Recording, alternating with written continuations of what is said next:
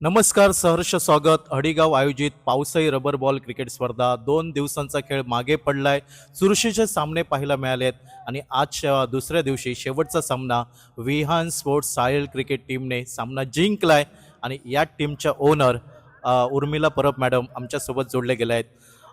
Madam, पहिला प्रश्न असेल की विहान स्पोर्ट्स सायल या टीमचं प्रायोजकत्व म्हणजे ही संकल्पना कशा प्रकारे तुमच्या डोक्यात आली? कारण एक महिला म्हणून क्रिकेटच्या मैदानावरती येणं, टीम घेणं आणि ती खेळवणं असं खूप क्वचित क्रिकेटमध्ये पाहायला मिळतं.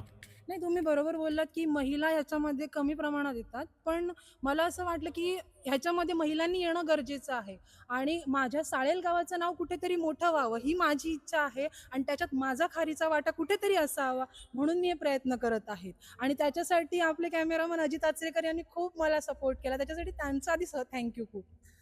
मॅडम, दुसरा प्रश्न हा संघ सुरू करण्याची प्रेरणा कशा प्रकारे तुम्हाला सुचली? बाहेर जर गेले असता महिला खूप प्रमाणात आपण टीम वगैरे टाकतात, पण आपल्या इथे तसं कोण करायला बघत नाही.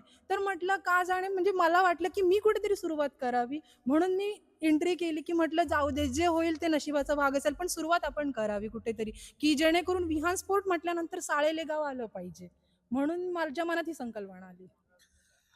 टीमच्या यशात ओनर म्हणून किती सहभाग असतो आणि जे खेळाडू किंवा जो संघ तुम्ही खेळवत असतात तर त्याबद्दल कधी दबाव वाटतो का? नाही, कारण मी जेव्हा टीम घेते, तेव्हा मी आधी हा विचार करते, की टीम कशी आहे, त्याच्यानंतरच तिला घेतलं जातं. आणि मला पूर्ण विश्वास असतो, की माझी टीम पूर्ण पुढे जाईल, हे मला कॉन्फिडन्स असतो. त्याच्यामुळे हरणं न हरणं पुढची गोष्ट आहे, कारण क्रिकेट म्हटलं की हार-जीत ही येतेच. त्याच्यामुळे त्याचा मी विचार एवढा करत नाही. पण ठीक आहे, जिंकले तरी आपलीच टीम आहे, कारण क्रिकेट म्हटलं कोणतरी जिंकणार तर कोणतरी हरणारच आहे. मॅडम, तुमचा संघ देवली चषक अगदी जिंकून आलाय. इथं नवीन संघ आहे, आतापर्यंत क्वार्टर फायनलमध्ये प्रवेश केलाय. तर असं कुठचा संस्मरणीय क्षण तुम्हाला वाटतो की आपल्या संघासाठी, विहान स्पोर्ट्स सायल टीमसाठी? अगदी शेवटपर्यंत असं वाटत होते, की कुठेतरी मॅच आपल्या विरुद्ध जातीये आणि असं वाटतं जेव्हा आपल्याला वाटतं, की अरे हां, आता टीम आपली जिंकली आहे. तो माझ्यासाठी प्रत्येक क्षण संस्मरणीय असतो.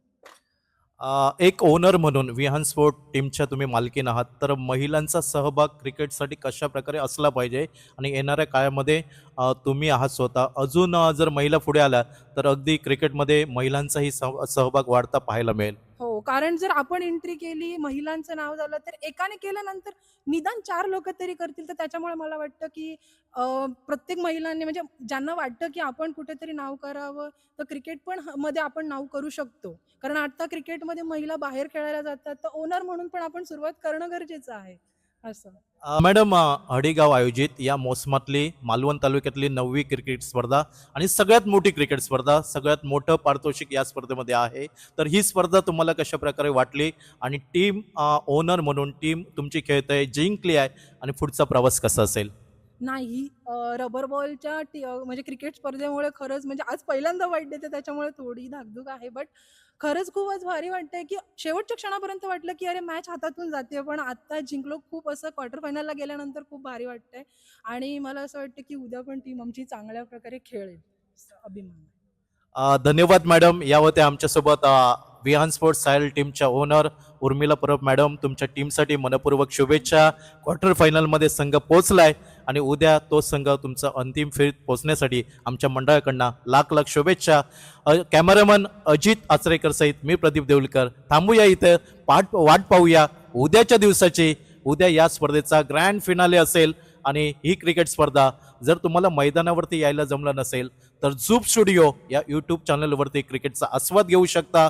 उद्या प्रेक्षकांचा प्रचंड अगदी गर्दी रेवतळच्या ग्रीन पार्क मैदानावरती पाहायला मिळेल. तर भेटूया उद्या सकाळी ठीक 9:30 वाजता. पहिला सामना विहान स्पोर्ट्स सायल आणि त्यांच्या विरोधामध्ये रियान स्पोर्ट्स हडी.